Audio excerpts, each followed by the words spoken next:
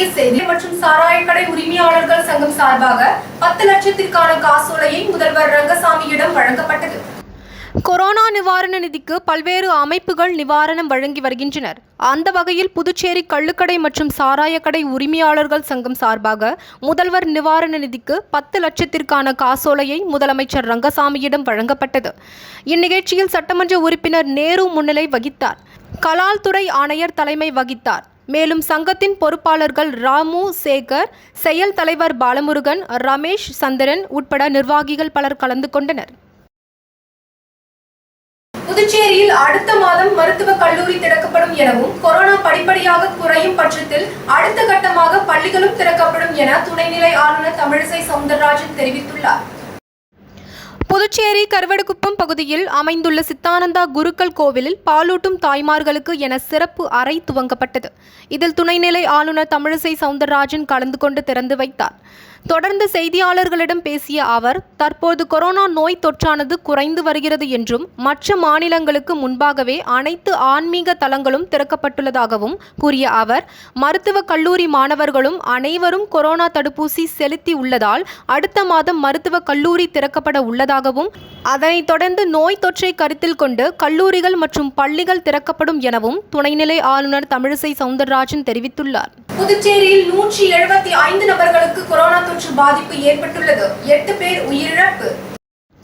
புதுச்சேரி மாநிலத்தில் கடந்த 24 மணி நேரத்தில் புதுச்சேரியில் 131 நபர்கள், காரைக்காலில் 27 நபர்கள், ஏனாமில் 2 பேர், மாகேவில் 15 நபர்கள் என மொத்தம் 175 நபர்கள் கொரோனா தொற்றால் பாதிக்கப்பட்டுள்ளனர். கடந்த 24 மணி நேரத்தில் புதுச்சேரி மாநிலத்தில் 8 பேர் உயிரிழந்துள்ளதை அடுத்து மாநிலத்தில் உயிரிழந்தோரின் எண்ணிக்கை 1759 உயர்ந்துள்ளது. இன்று குணமடைந்தோர் 276 நபர்கள்.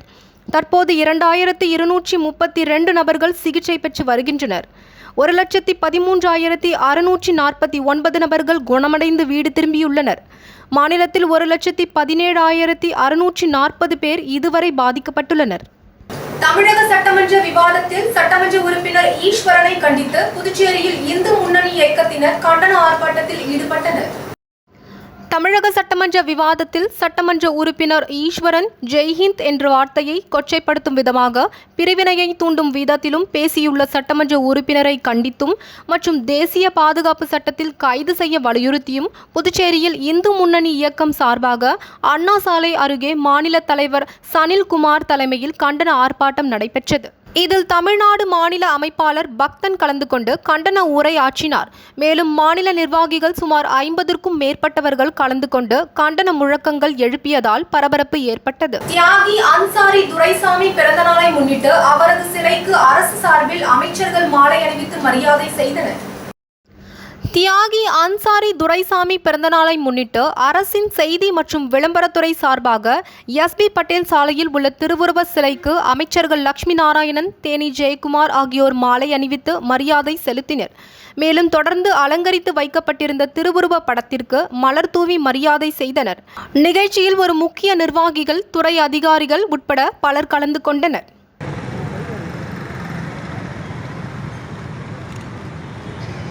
வாழை கழுவி சொல்லுவா சார், மாலை கழுவிங்க சார்.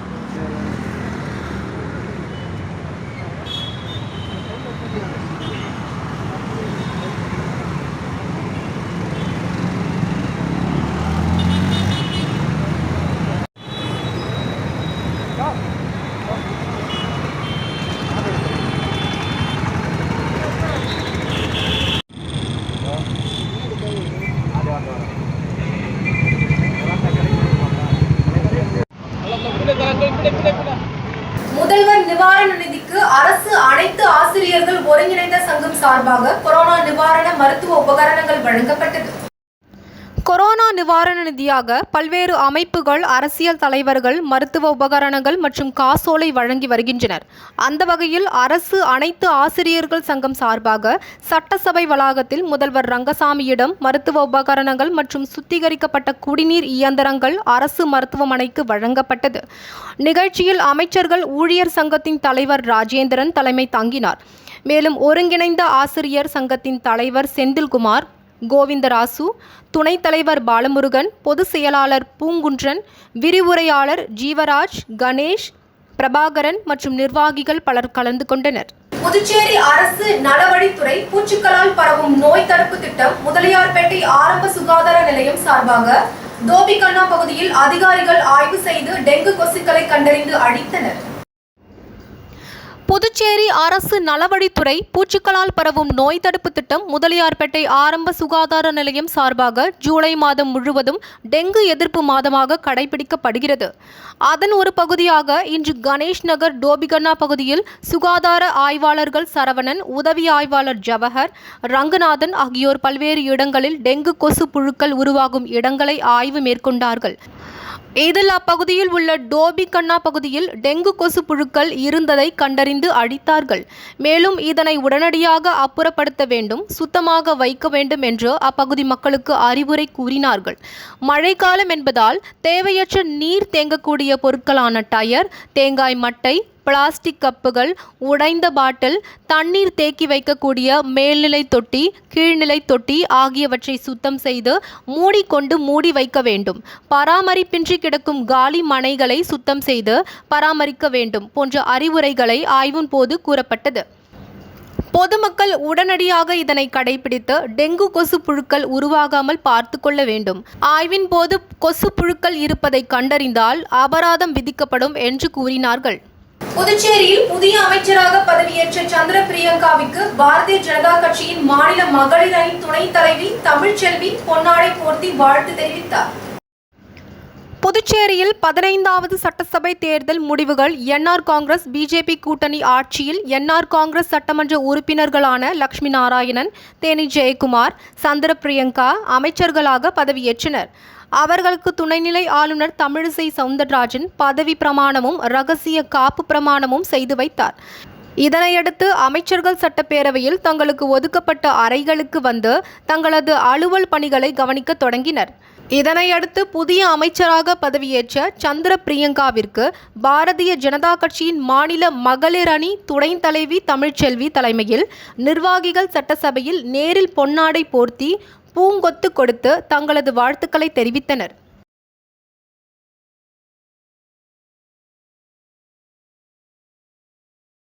இன்னர்வீல் பாண்டிச்சேரி கோல்ட் சார்பாக ஊரடங்கால் பாதிக்கப்பட்ட சலவை தொழிலாளர்களுக்கு நலத்திட்ட உதவிகள் வழங்கப்பட்டது.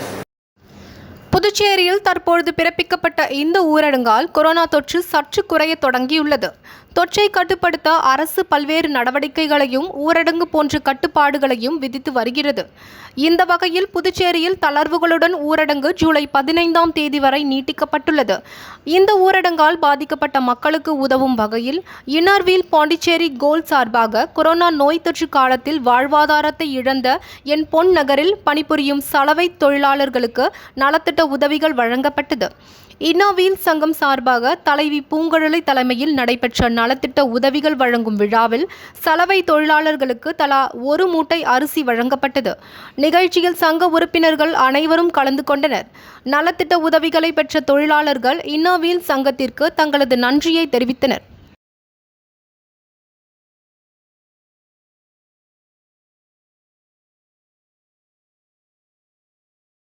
Rotary club of Pondicherry white town சார்பில் உப்பளம் ரெயின்போ ஃபவுண்டேஷனில் பல்வேறு நலத்திட்ட உதவிகள் வழங்கப்பட்டது. Rotary club of Pondicherry white town சார்பில் அன்னபூர்ணா திட்டத்தின் கீழ் புதுச்சேரி உப்பளம் ரெயின்போ ஃபவுண்டேஷனில் உள்ள ஆதரவற்ற குழந்தைகளுக்கு அன்னதானம் மற்றும் பல்வேறு நலத்திட்ட உதவிகள் வழங்கப்பட்டது. நிகழ்ச்சியில் தலைவர் வைத்தீஸ்வரன், செயலாளர் திருஞானம், பொருளாளர் லக்ஷ்மி, துணை ஆளுநர் சுரேஷ் மற்றும் முன்னாள் தலைவர்கள் மற்றும் சங்க உறுப்பினர்கள் கலந்து கொண்டு அன்னபூர்ணா திட்டத்தை தொடங்கி வைத்தனர். இந்த திட்டத்தில் சுமார் 100க்கும் மேற்பட்ட ஆதரவற்ற குழந்தைகள் பயன்பெற்றனர். ஜனதா சங்கத்தின் நிறுவனர் ஷாம் பிரசாத் முகர்ஜியின் பிறந்த நாள் விழாவினை முன்னிட்டு உசுடு தொகுதியில் மரக்கன்றுகள் நடும் விழாவினை தேசிய துணைத் தலைவர் அருணா அவர்கள் தொடங்கி வைத்தார். சமூக நலத்துறை அமைச்சர் சாய் ஜே சரவணகுமார் அவர்களின் அறிவுறுத்தலின்படி பாரதிய ஜனதா சங்கத்தின் நிறுவனர் ஷாம் பிரசாத் முகர்ஜியின் பிறந்தநாள் விழாவினை முன்னிட்டு புதுச்சேரி மாநிலம் உசுடு சட்டமன்ற தொகுதிக்குட்பட்ட கூடப்பாக்கம் தாமரை குளத்தில் மரக்கன்றுகள் நடும் விழா நடைபெற்றது. இந்நிகழ்ச்சியில் பாஜக தேசிய துணைத் தலைவர் அருணா அவர்கள் கலந்து கொண்டு மரக்கன்றுகள் நட்டு தொடங்கி வைத்தார். நிகழ்ச்சியில் பாஜக மாநில துணைத் தலைவரும் முன்னாள் எம்எல்ஏவுமான திப்பாய்ந்தான், பாஜக பிரமுகர் ஜெயக்குமார் ரெட்டியார் ஆகியோர் முன்னிலை வகித்தனர். முன்னதாக பாஜக மகளிர் அணி நிர்வாகிகள் பிரபாவதி அவர்களின் தலைமையில் மாலை அணிவித்து பூங்கொத்து மற்றும் சிறப்பு பரிசுகள் கொடுத்து வரவேற்பு அளிக்கப்பட்டது. நிகழ்ச்சியில் சிறப்பு அழைப்பாளராக வெள்ளியனூர் கொம்யூன் பஞ்சாயத்து ஆணையர் ஆறுமுகம் மற்றும் பாஜக மாநில பொதுச் செயலாளர் மோகன்குமார், வெள்ளியனூர் மாவட்ட தலைவர் எஸ் ஆனந்தன் ஆகியோர் கலந்து கொண்டனர். மேலும் இந்நிகழ்ச்சியில் பாஜக நிர்வாகிகள், பொதுமக்கள் என திரளானோர் கலந்து கொண்டு சிறப்பான முறையில் வரவேற்பு அளித்தனர். புதுச்சேரி சாலை போக்குவரத்து கழகத்தில் பணியாற்றிய ஒப்பந்த ஊழியர்களை பணி நிரந்தரம் செய்யக்கோரி பாமக தொழிற்சங்கம் சார்பில் முதல்வரிடம் மனு அளிக்கப்பட்டது. புதுச்சேரி சாலை போக்குவரத்து கழகத்தில் 2010 மற்றும் 2015ஆம் ஆண்டு பணியில் அமர்த்தப்பட்ட ஒப்பந்த ஊழியர்களை பணி நிரந்தரம் செய்ய வேண்டும். சாலை போக்குவரத்து கழகத்திற்கு நிரந்தர நிர்வாக இயக்குனர் மற்றும் பொது மேலாளரை நியமிக்க வேண்டும் உள்ளிட்ட கோரிக்கைகளை வலியுறுத்தி புதுச்சேரி பாமக தொழிற்சங்கம் சார்பில் அதன் தலைவர் ஜெயபாலன் முதல்வர் ரங்கசாமியை சந்தித்து மனு அளித்தார். உடன் பாமக தொழிற்சங்க நிர்வாகிகள் உடனிருந்தனர்.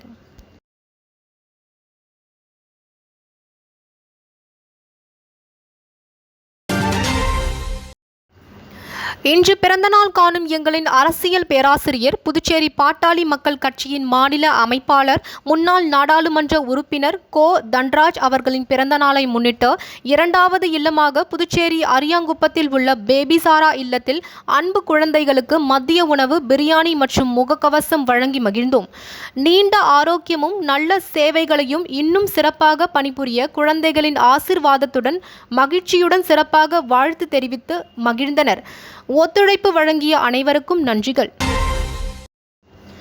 இன்று பிறந்தநாள் காணும் எங்கள் புதுச்சேரி மாநில பாட்டாளி மக்கள் கட்சியின் மாநில அமைப்பாளர் பேராசிரியர் திரு தன்ராஜ் எக்ஸ்.எம்பி அவர்களின் பிறந்தநாளை முன்னிட்டு புதுச்சேரியில் உள்ள சகோதர வாழ்வு பணி இல்லத்தில் உள்ள முதியோர்களுக்கு அரிசி, பருப்பு, எண்ணெய் மற்றும் முகக்கவசம் மற்றும் அவர்களுக்கு தேவையான மாலை நேர சிற்றுணவு ஆகியவை வழங்கி மகிழ்ந்தோம். நல்ல ஆரோக்கியமும் பெருவாழ்வும் பெற்று சமூக பணியில் இன்னும் சிறப்பாக செயல்பட அன்புடன் வாழ்த்தினர். இதற்கான ஏற்பாட்டை பசுமை தாயக செயலாளர் கிருபாநிதி, ஊடக பேரவை நிர்வாகி சிவா செய்திருந்தார்.